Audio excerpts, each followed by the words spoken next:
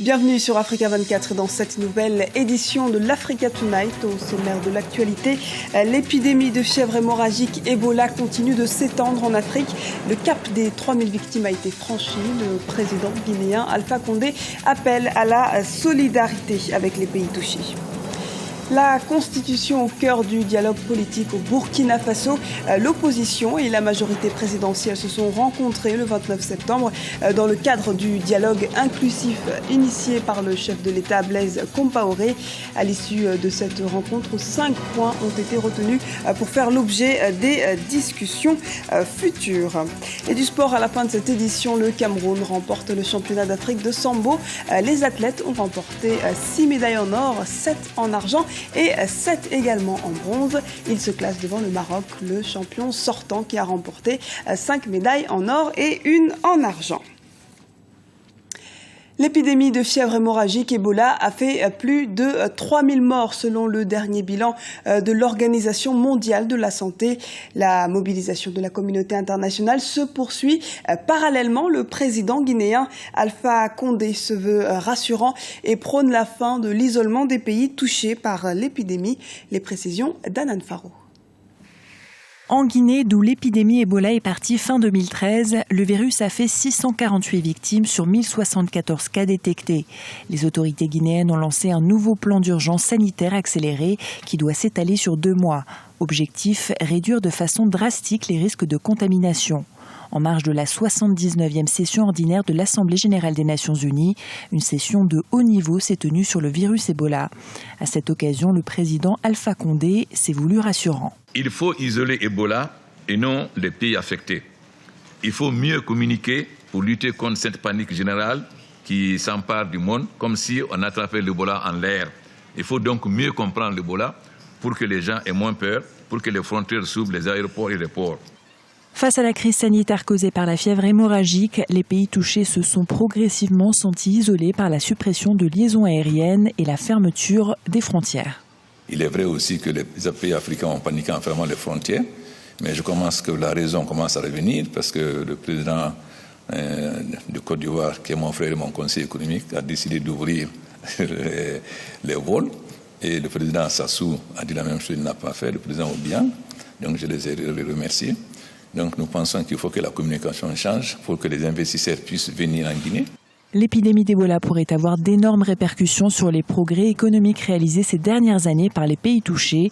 Les premières estimations prévoient que la croissance économique en Guinée diminuera de moitié du fait de l'épidémie, en passant de 4,5% à 2,4%. Dialogue inclusif entre opposition et majorité au Burkina Faso. À l'ordre du jour, la révision de la Constitution, l'installation du Sénat ou encore l'organisation de l'élection présidentielle de 2015, entre autres. Les précisions de Wandiam Valentin Compaoré, notre correspondant au Burkina Faso, commenté par Ibrahim Ndiaye.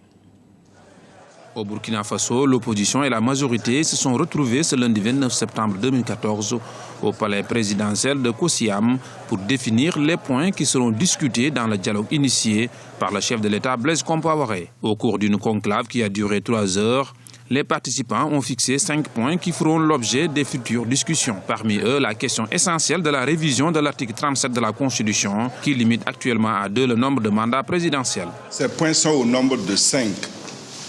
Le premier, c'est la question de la révision de l'article 37 de la Constitution.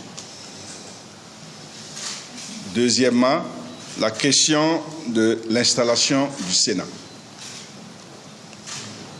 Troisièmement, les questions relatives à l'organisation de l'élection présidentielle de novembre 2015.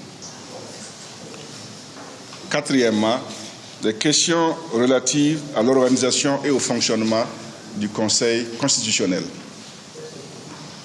Et cinquièmement, la question de la contribution de la société civile à la recherche de solutions consensuelles en vue de consolider la paix. Voilà donc les 5 questions qui feront l'objet des travaux qui, bien entendu, se poursuivent. afin de s'assurer du succès de ce dialogue inclusif et trouver une issue à cette crise qui risque de plonger le pays dans l'impasse.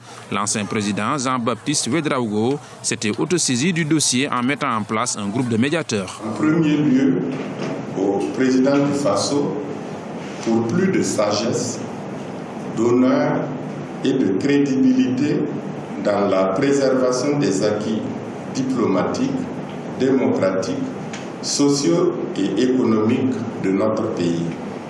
Ensuite, aux acteurs politiques de tous bords, pour plus de patriotisme, de responsabilité et d'amour du bien commun, pour éviter des dérapages et des débordements pouvant conduire à des troubles graves et à des violences. Le 4e mandat du président Blaise Compaoré touche à sa fin en novembre 2015 si l'article 37 de la Constitution qui limite le nombre de mandats présidentiels à 2 a été modifié à plusieurs reprises. Ce nouveau projet de révision constitutionnelle pour autoriser le chef de l'État à briguer un 5e mandat présidentiel semble être de trop pour la société civile et l'opposition. Selon les chiffres du Comité technique national de la balance des paiements du Cameroun, le pays a enregistré 348,2 milliards de francs CFA d'investissements directs étrangers au cours de l'année 2013.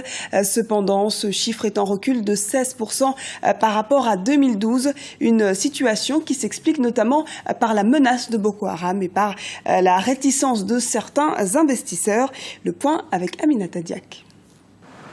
348,2 milliards de francs CFA, c'est le montant d'investissements directs étrangers captés par le Cameroun au cours de l'année 2013, un chiffre en baisse de 16% par rapport à 2012. Cette contre-performance s'explique notamment par plusieurs facteurs d'ordre politique et économique. La baisse des investissements directs au Cameroun est liée à la perception d'une situation instable sur le plan politique, non pas la politique intérieure, mais la politique extérieure liée essentiellement à la présence de Boko Haram. Et puis il y a un deuxième problème, c'est que le Cameroun, quelque part, avec la mission dite épervier visant à lutter contre la corruption, est considéré par un certain nombre de bailleurs de fonds comme un pays où la corruption joue un rôle très important. Cependant, pour certains spécialistes, il est nécessaire pour le Cameroun de renforcer la coopération sous-régionale afin de rétablir la confiance avec les investisseurs. Le président Biya le déclare, veut que ce soit ainsi et met en place une coopération régionale avec des pays comme le Nigeria ou le Tchad. Il faut donc espérer que ces facteurs apporteront des réponses assez claires pour que les investissements repartent au Cameroun dans la mesure où c'est un pays qui a des compétences humaines, qui a effectivement un sous-sol, des ressources et qui a en effet ici une économie relativement dynamique. Les pays pourvoyeurs d'IDE au Cameroun en 2013 sont la France avec près de 123 milliards de francs CFA contre 62,9 milliards de francs CFA pour les États-Unis et 6,6 milliards de francs CFA pour le Nigeria, la première puissance économique d'Afrique. Ces investissements directs étrangers concernent respectivement les secteurs financiers, des transports, télécoms et commerce. Arrive ensuite l'industrie pétrolière, le secteur industriel hors pétrole et l'agriculture.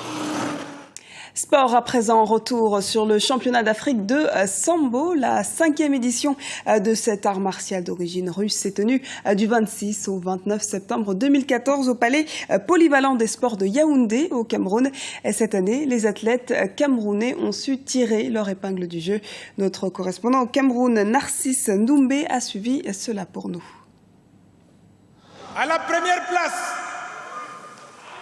champion d'Afrique 2014, le Cameroun.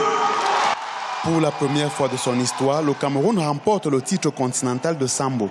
Les lions indomptables de cet art martial d'origine russe, fortement influencé par le judo et créé dans les années 30, terminent à la première place du classement général à l'issue des 5e championnats d'Afrique qui se sont achevés ce dimanche à Yaoundé. Avec 6 médailles d'or, 7 en argent et 7 en bronze, le Cameroun détrône le Maroc qui échoue à la seconde place avec 5 médailles d'or et 1 en argent. Une performance que les encadreurs attribuent à la bonne préparation de l'équipe. Cette compétition a également permis aux Camerounais de déceler leurs points faibles en vue des championnats du monde de novembre prochain au Japon. L'arbitrage a été légèrement modifié depuis l'année dernière, mais nous n'avons pas eu assez de temps pour essayer d'expliquer les nouvelles règles d'arbitrage aux athlètes. Je pense que ce sont les fautes d'arbitrage qui ont permis aux athlètes de faillir dans certaines catégories. Nous allons continuer à travailler et je pense que si nous continuons à travailler tel que nous avons impulsé le mouvement, nous parviendrons à quelque chose de meilleur parce qu'au dernier championnat du monde, nous avons remporté 3 médailles de bronze. Nous comptons aller plus loin. Du côté de la Confédération africaine de Sambo, on ne ménagera aucun effort pour hisser les athlètes africains sur le toit du monde. Il n'y a pas d'hasard dans le sport. Il faut le travail. Le travail, il faut travailler, on arrive. Il faut beaucoup d'entraînement, beaucoup de compétition, beaucoup de concentration, beaucoup de compétitions internationales. Et avec ça, on peut arriver au haut niveau. Au niveau de notre confédération, on va essayer d'aider le Cameroun et aider aussi les autres pays pour atteindre le haut niveau.